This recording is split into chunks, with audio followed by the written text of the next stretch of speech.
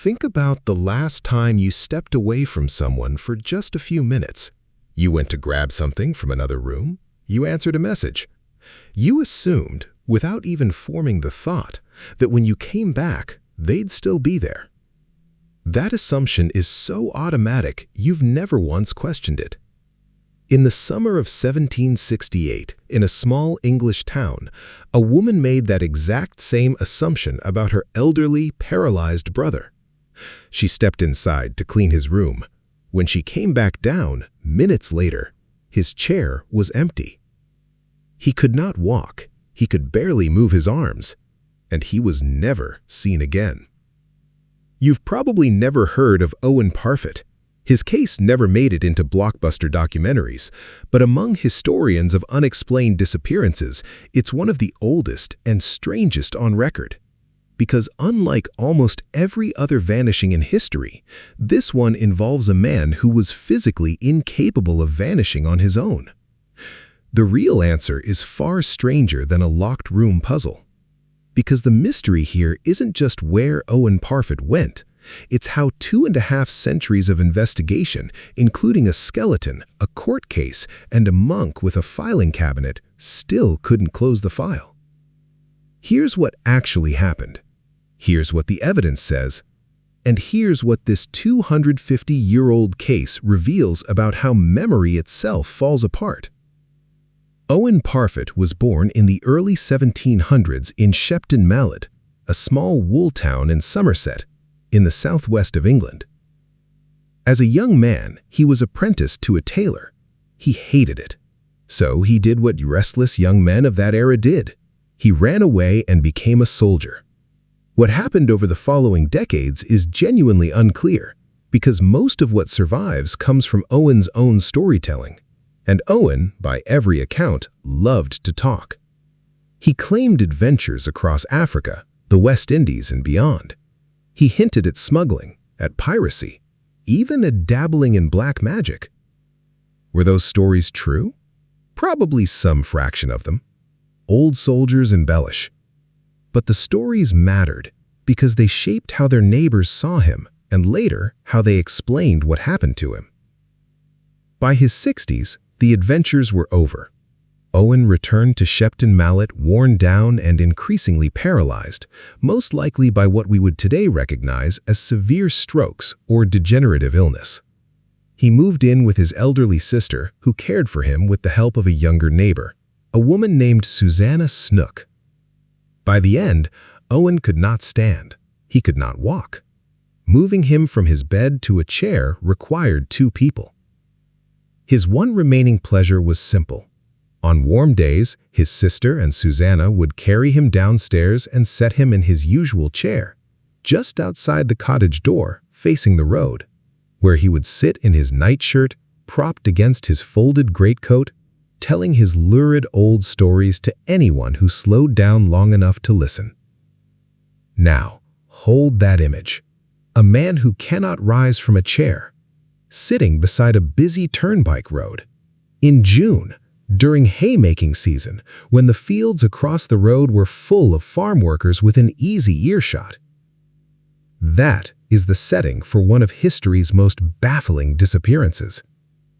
On that June afternoon, sources place it in either 1763 or 1768. The records genuinely disagree. Owen's sister and Susanna Snook carried him downstairs and settled him in his usual chair. Susanna went home, roughly 50 yards away. His sister went upstairs to clean his room and change his bedding. The routine chores of a caretaker. 15 minutes, maybe 20. When she came back down, the chair was there. The greatcoat was there, exactly where it had been placed. Owen was gone. No cry for help, no witness account of a struggle. The farm workers across the road, dozens of them, saw nothing, heard nothing. A storm was rolling in that evening, and the search began almost immediately. Neighbors and laborers combing the fields, the hedgerows, the roadside ditches. A paralyzed man in a nightshirt cannot crawl far. Yet the search found nothing at all. Not that day, not that week, Not ever. Question: how does a man who cannot walk disappear from a chair in full view of a public road without a single person seeing anything? The townspeople of Shepton Mallet had an answer, and it tells you everything about the 18th century mind. They concluded, quite seriously, that the devil had taken him. Owen's colorful past, the piracy, the black magic stories he'd told on that very porch became the explanation for his fate. He had bragged about dark deeds, and something dark had finally come to collect. Even his own sister reportedly believed it. You might laugh at that, but before you do, notice what the villagers were actually doing. Faced with an event that had no visible explanation, they reached for the most powerful explanatory tool their culture had. That instinct hasn't gone anywhere, only the tools have changed. For 50 years, the case sat cold.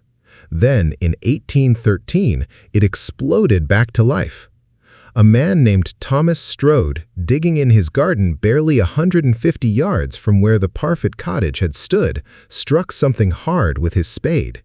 A human skull, attached to a complete skeleton, stuffed into a cavity near an old stone garden wall and hastily covered over. Shepton Mallet erupted. Owen Parfitt had been found. The mystery was solved. Someone had murdered the helpless old man, likely for whatever meager valuables he had, or to silence his tales, and hidden the body within shouting distance of his own front door. There was a court inquiry, anatomical experts examined the remains, and the neat, satisfying answer collapsed. The skeleton was not that of an elderly paralyzed man. It was a young woman. To this day, no one knows who she was either. Shepton Mallet had gone looking for the solution to one mystery and had accidentally dug up a second. The skeleton discovery did accomplish one thing, though.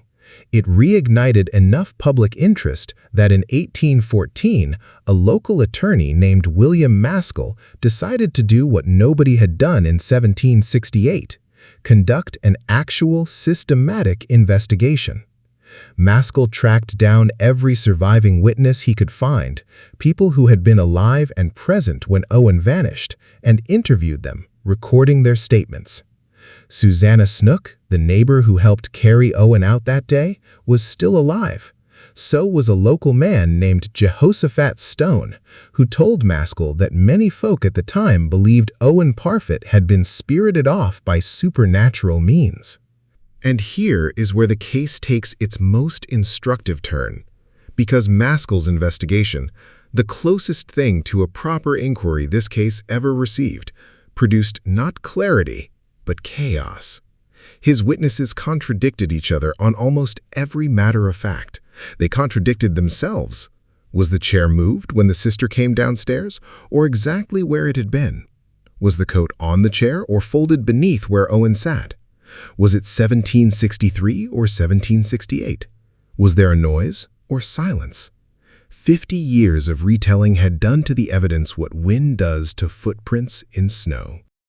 Maskell's notes were eventually published by his son decades later, and the whole archive, interview transcripts, maps, correspondence, ended up in the library of Downside Abbey, where a monk and antiquarian named Dom Ethelbert Horn took up the case in the 20th century, adding his own research, maps of the cottage's likely location, and theories to the file. Even a final round of construction digging in the area in 1933 turned up nothing. 2.5 centuries, 3 separate waves of investigation, 0 physical evidence. So what actually happened to Owen Parfitt? Strip away the devil, and the plausible explanations narrow to a short, grim list. The leading theory among modern researchers is depressingly human. Owen was likely taken, perhaps by someone from his colorful past come to settle an old score or silence an old story, perhaps by opportunistic passers-by on that busy turnpike road in an era when press gangs and body traffickers were real features of English life. A paralyzed man could not resist, and a passing cart could swallow a body in seconds. The farm workers, focused on beating the incoming storm, might genuinely have noticed nothing, or noticed and thought nothing of a cart pausing briefly by a cottage. The second possibility is quieter, that Owen, in some final surge of effort or accident, left the chair himself, fell somewhere unsearched, a ditch, a cesspit, a culvert, and died within a few hundred yards of home, in a spot no one sought to check before the storm and the years erased him. Skeptics note that paralyzed in 18th century accounts is a slippery word, filtered through decades of retelling by people who wanted the story to be stranger than it was. And that is the real lesson buried in this case. Notice what you just watched happen across this story. An event occurs with no immediate explanation. Within days, the community fills the gap with the supernatural. 50 years later, a skeleton appears, and everyone instantly declares the case closed, until science says otherwise. 50 years of memory turn every witness into an unreliable narrator. The mystery didn't stay unsolved because the answer was impossible. It stayed unsolved because the evidence was never captured while it was fresh, and human memory quietly rewrote what little there was. You live a version of this constantly. Think about the last family story you've heard retold across decades, how the details drift, how everyone remembers it differently, how the version that survives is the most dramatic one, not the most accurate one. Psychologists call it memory reconstruction. Every time you recall an event, you're not replaying a recording, you're rebuilding it, and every rebuild introduces small changes. Owen Parfitt's case is what happens when an entire town does that for 250 years, with no written record to anchor it. Somewhere in Somerset, there is almost certainly a mundane answer to this mystery. A grave that was never found, a cart that was never stopped, a fall that was never witnessed. The truth existed. It simply was never written down in time, and memory, given 50 years, buried it more thoroughly than any storm. So the next time you step away from someone for just a few minutes, trusting without thinking that they'll be there when you return, remember that a woman in Shepton Mallet made that same automatic assumption on a warm June afternoon. And remember that the strangest part of her brother's story was never the empty chair. It was how quickly the truth around it disappeared too.